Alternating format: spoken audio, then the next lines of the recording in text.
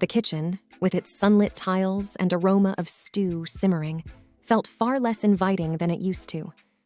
I could feel the weight of Mark's stare as he scanned the room, looking for something to criticize. "You've made the same stew again, Anna?" Mark remarked, a hint of disdain in his voice. "It's your favorite, Mark. You thought wrong, like always." He cut me off, his voice rising. "Every day it's the same thing. I come home after a long day, hoping for something different, something better. But all I get is this monotony." I bit back a retort, looking down to hide the hurt in my eyes. "And what have you done all day, Anna?" He prodded further. "Sitting around, chatting with your friends on the phone, I bet. You're just a sponger, Anna." I felt my face flush with embarrassment and anger. Before I could respond, Sarah entered the kitchen. The hope I harbored, that she'd be my ally in these moments, quickly vanished when she spoke. "Honestly, Mom, why don't you try something new for a change? Or better yet, why don't you do something useful for once?" she snapped, grabbing an apple from the fruit bowl and taking a bite with an exaggerated crunch. I tried to remain calm, holding back tears. I thought making something familiar would be comforting. "I'm sorry if it wasn't to your liking." Sarah scoffed, looking eerily similar to her father in that moment. "It's not about the food, Mom. It's about how you just exist in this house, like a piece of furniture." Feeling cornered and overwhelmed, I mustered up the little dignity I had left. "I've always done my best for this family. Maybe one day you'll see that." Mark chuckled darkly. "Oh, Anna, always playing the victim. You know, maybe if you had a father growing up, you'd know how to be a better wife and mother." I gasped, shocked at his cruel words. The sting of his remark hit deep, reminding me of the father-shaped void in my life. Sarah, echoing her father's sentiment, added, "Maybe then you'd be less of a burden." Feeling the weight of their combined disdain, I took a deep breath. "I'll be in my room. Dinner's ready whenever you want it," I said quietly, leaving the kitchen and praying for the strength to endure another day in this crumbling facade of a family. Days turned into weeks, and the atmosphere at home remained tense. Sarah was out more often than not, and when she was home, she spent most of her time locked in her room. Mark, on the other hand, became increasingly distant, coming home late from work and sometimes not at all. One day, as I was heading to the local market, I saw something that stopped me in my tracks. Just around the corner from our home, there was Mark, laughing and talking with a younger woman. They seemed close, too close. Their body language spoke volumes. I watched, hidden behind a tree, as they shared a tender kiss.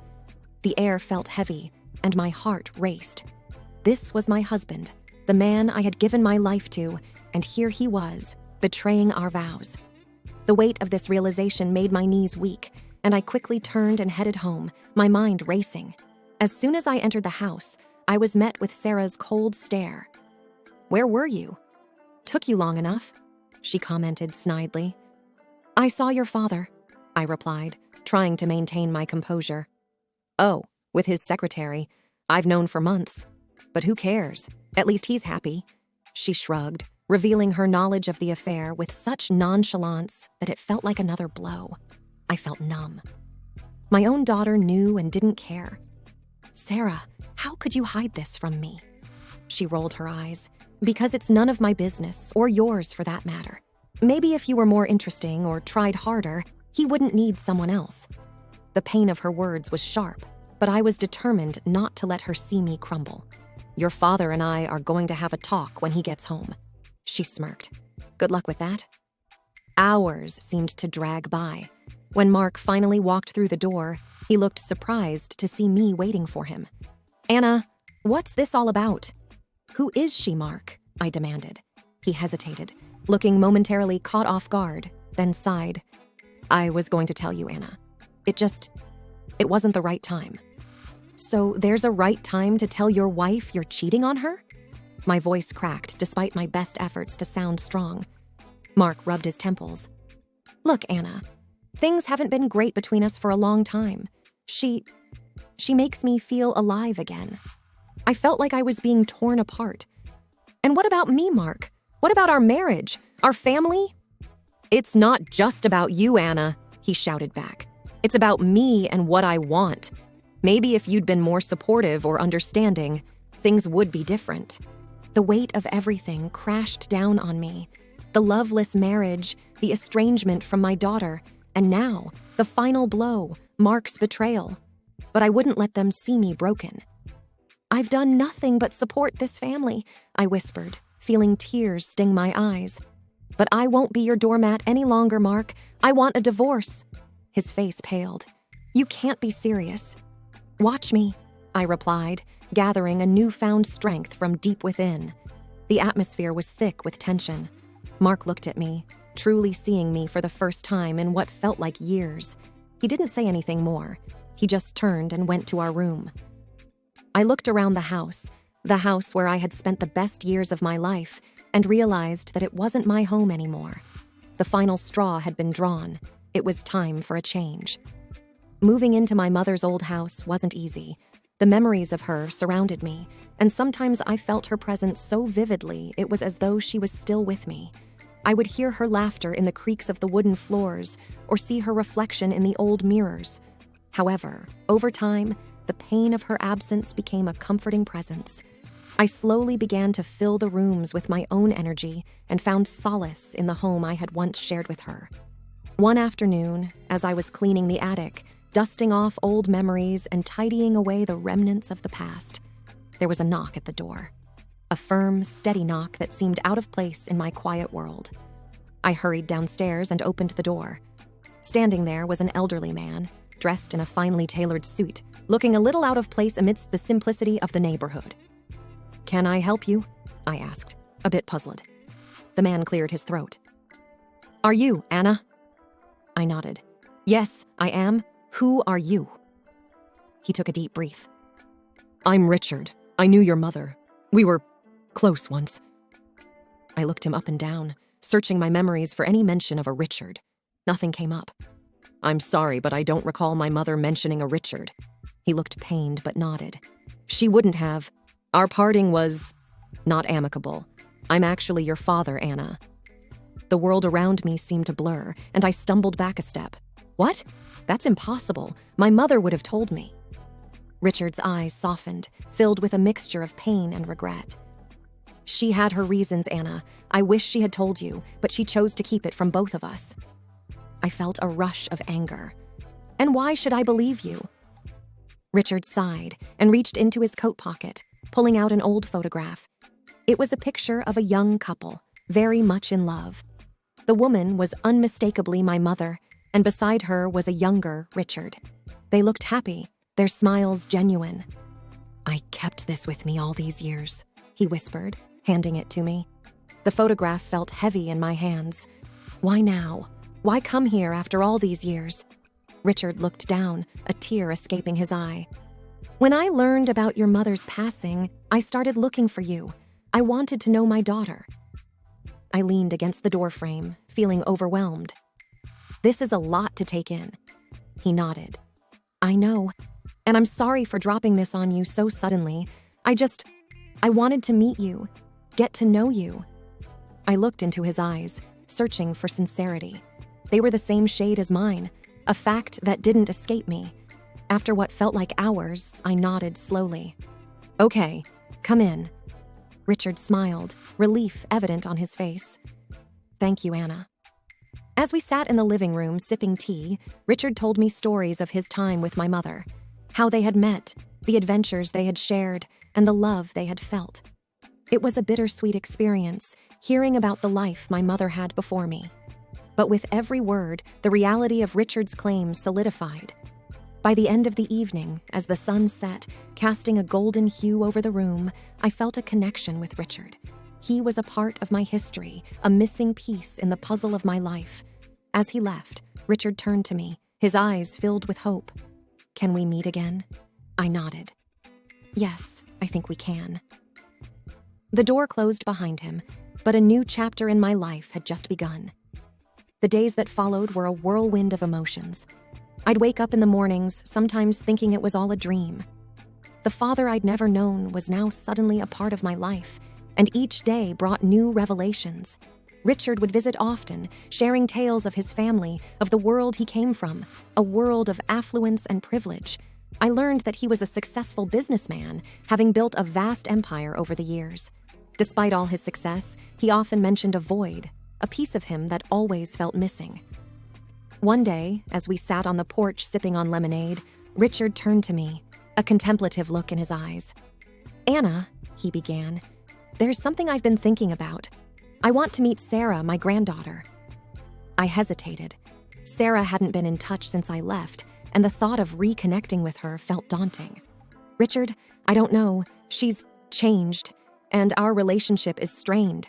He placed a reassuring hand on mine. "I understand, but I want to at least try, for both of us." I took a deep breath. "Okay, but we should plan it out. It won't be easy." Richard's eyes twinkled with mischief. "How about a little act? I've got an idea." Intrigued, I leaned in closer as he whispered his plan.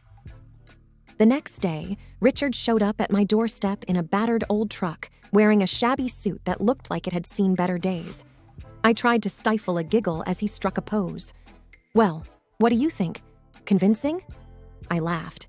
"Very. But what's with the truck?" He grinned. "Part of the plan.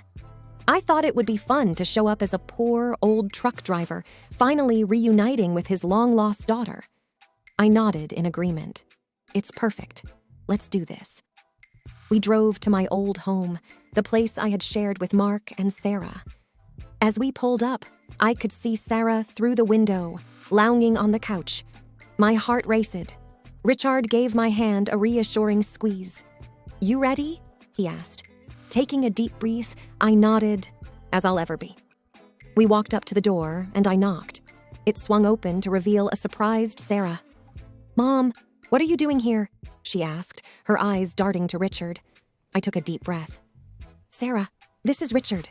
He's my father, your grandfather." She looked him up and down, skepticism clear on her face. "Really? What's with the getup?" Richard chuckled. "Ah, young one. I wanted to see my family, and this old truck is all I've got." Sarah scoffed. "Typical. Well, if you were rich, maybe I'd consider calling you Grandpa." I felt a sting at her words, but Richard just smiled, playing along. "Oh, I wish I had more to offer, but all I have is love and some old stories." Mark then appeared, his gaze shifting between me and Richard. "What's this about?" he grumbled. Before I could reply, Richard stepped forward, extending a hand. "Hello, son-in-law. I'm Anna's father. Just thought I'd come by and see the family." Mark looked at the outstretched hand with disdain. "We don't need more freeloaders." I felt anger rising, but Richard gave me a calming look. "It's all right, Anna. We tried." Sarah, seeing an opportunity, smirked. "Yeah, Mom. Why don't you two go back to where you came from?" Tears welled up in my eyes. "All right, Sarah, we'll leave." As we walked away, Richard whispered, "Don't worry, it's all part of the plan." Weeks after moving into the mansion with Richard, the doors of the grand home swung open to Mark and Sarah, who seemingly showed up out of the blue. The transformation of the mansion's interior was astonishing. Lavish furnishings, pristine marble floors, and artwork that told stories of eras gone by. But the most significant change was in me. The once broken, downtrodden Anna had been replaced by a woman of grace and confidence. Sarah was the first to speak, her voice quivering with a mix of awe and desperation. "Mom, look at this place! Think of what you can do for me now, for my future!" Mark, ever the manipulator, tried a softer approach. "Anna," he said, placing a hand on my arm. I recoiled instantly. "For old times' sake and for Sarah, can't we just put everything behind us?" I looked into the eyes of the man I once loved, searching for a hint of sincerity. Instead, all I saw was greed. "Mark, your words might have swayed me once, but not anymore." Sarah, however, wasn't ready to give up. "All these years, you were just a burden, living off Dad. Now that you have this," she waved around, "you owe us, especially me." Mark chimed in, attempting to pacify the situation. "Sarah, let's not—" But she cut him off, her voice rising with every word. "No, Dad, she's been freeloading all her life. Now she needs to pay it back." My heart ached seeing the venom in my daughter's eyes, the daughter I raised with love and care. "Sarah, I always wanted the best for you. But this isn't the way. Richard, witnessing the entire scene, stepped forward, his presence commanding attention. Anna is my daughter, and this is her home now. She owes nothing to anyone. Mark, sensing he was fighting a losing battle, tried to save face. Anna, think about it. For Sarah's sake, we can start over. Sarah scoffed. Start over? I just want what's owed to me. I took a deep breath. This mansion, this wealth, it's not a ticket for redemption, Mark. And Sarah, it's not a bank for your entitlement. You both made choices, and now you'll have to live with them. Mark nodded, the weight of defeat evident in his posture. Sarah, on the other hand, was seething. This isn't over, Mom, she hissed, storming out of the mansion with Mark trailing behind. And as the grand doors closed behind them, I realized that even amidst all this luxury, the most valuable thing I had gained was the strength to stand up for myself. The nights after Mark and Sarah's visit were restless ones. Despite the soft, plush bed and the quiet stillness of the mansion, my mind kept revisiting our confrontation. The hurtful words, the raw emotions, everything played on a loop. It was on one such night that Richard knocked gently on my door. Anna, he began hesitantly, there's something I've been meaning to share. I sat up, sensing the gravity of the conversation ahead. Go on, I murmured, signaling for him to sit beside me. Richard took a deep breath.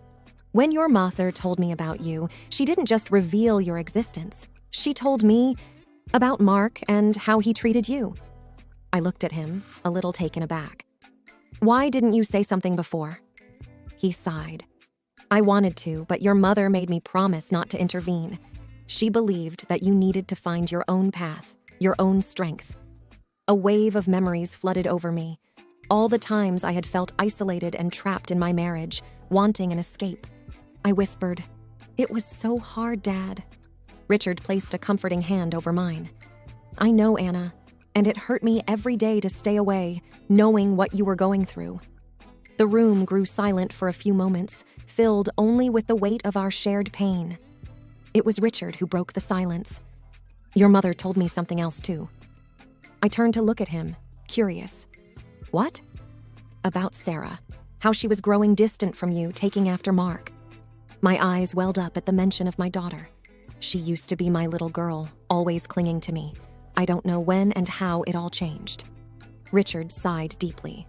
Anna, children sometimes get influenced by the environment they grow up in, but you tried your best. You can't blame yourself for how Sarah turned out. But she's my daughter, I whispered, tears streaming down my face. And she still is, Richard said firmly, wiping away my tears. But sometimes, Anna, we have to let our children make their own mistakes, learn their own lessons. The conversation with Richard was an eye-opener. It wasn't just about Sarah, but about me. For years, I'd believed that my self-worth was tied to my relationship with Mark and Sarah.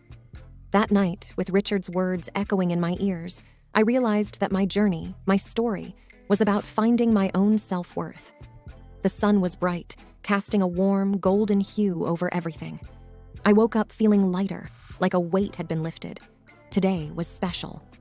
I was reopening the community center in my town, turning it into a haven for people who needed guidance and support. Richard was already there when I arrived, overseeing the last-minute preparations. Anna, he greeted, extending a hand. You look radiant today. I smiled. Thank you, Richard. Today feels right, doesn't it? He nodded, looking around the bustling hall. A fresh start for many. The community needs this, I replied. A place of hope. As we cut the ribbon and welcomed the first batch of visitors, the sense of fulfillment was overwhelming. Youngsters seeking guidance, women looking for a fresh start after facing personal challenges, and even elderly folks seeking companionship. The community center was soon buzzing with activity. Richard, seeing my contented expression, whispered, "Proud of you, Anna." As days turned into weeks, the center became the heart of the community. Richard hosted personal development sessions, and I organized workshops, sharing my story, hoping it would inspire others to find their strength. One evening, as the sun set, casting the sky in hues of orange and pink, I stood at the balcony of the mansion, reflecting on the journey, the pain, the betrayals, the moments of despair, all leading to this moment of contentment. Richard joined me, his presence comforting as always. "You've come a long way, Anna," he said, looking into the horizon. "I have," I replied, "but I couldn't have done it without you." He smiled. "Here's to new beginnings." As we stood there, side by side, it was clear that the future was promising. The past was just that, the past. It was time for new memories, new experiences, and most importantly, new beginnings.